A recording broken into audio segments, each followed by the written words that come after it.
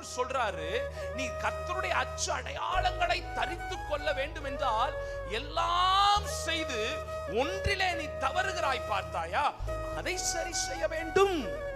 அப்ப நீங்க கேட்கலாம், 100% பெர்ஃபெக்ட்டா வாழ முடியுமா பாஸ்டர்? 100% இருக்க முடியுமா பாஸ்டர்? அது கடினம் தான். ஆனா வேதம் சொல்லுகிறது, அதற்காக முயற்சிக்கிறோம். நாம் தேவ பலத்தோடு தேவ கிருபையோடு முயற்சிக்கிறோம். அதற்கு பெயர் தான் மறுரூபமாக்கப்படுகிற ஒரு அனுபவம், டிரான்ஸ்ஃபர்மேஷன்.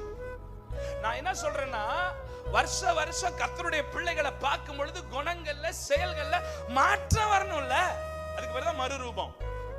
போன வருஷம் அப்படித்தான் இருந்தேன், இப்பயும் அப்படிதான் இருக்கிறேன், எத்தனை வருஷமானாலும் இப்படித்தான் இருப்பேன், மாற்றம் இல்லையே, மாற்றம் இல்லையே.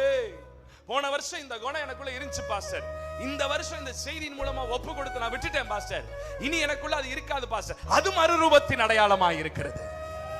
என்ன திட்டினாலும், என்ன புகழ்ந்தாலும், என்ன சொன்னாலும் எதிர்பேசாதபடி கர்த்தரே எங்களுக்கு மத்தியஸ்தராக இருக்கிறான்.